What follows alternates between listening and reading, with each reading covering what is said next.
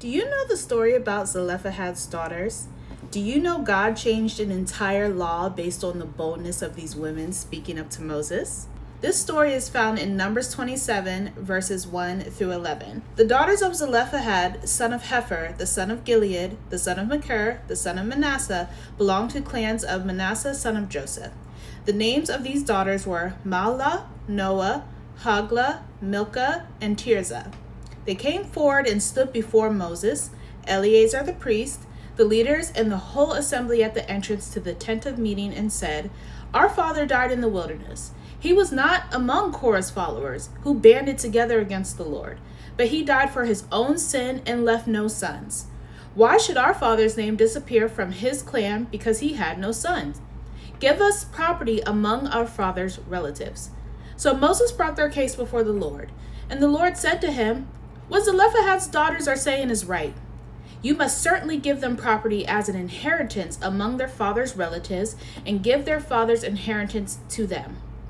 Say to the Israelites, if a man dies and leaves no son, give his inheritance to his daughter. If he has no daughter, give his inheritance to his brothers. If he has no brothers, give his inheritance to his father's brothers. If his father has no brothers, give his inheritance to the nearest relative in his clan, that he may possess it. This is to have the force of law for the Israelites, as the Lord commanded Moses." Why is this story so cool? Things were passed down to the son, inheritance to the son. That's the way things were and sometimes still are. So they were doing another census. They were getting close to the promised land.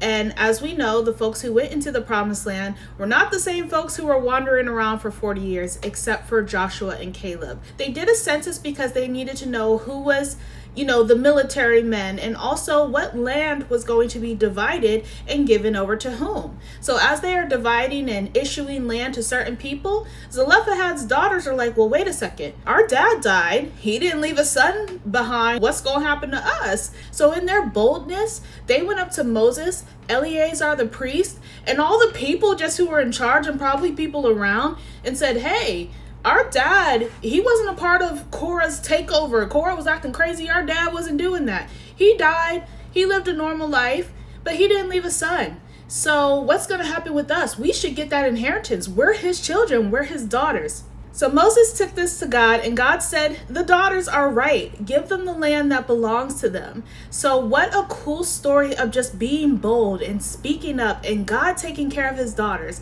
A whole law was changed on their behalf. What a cool story on one of the many examples of God taking care of his daughters.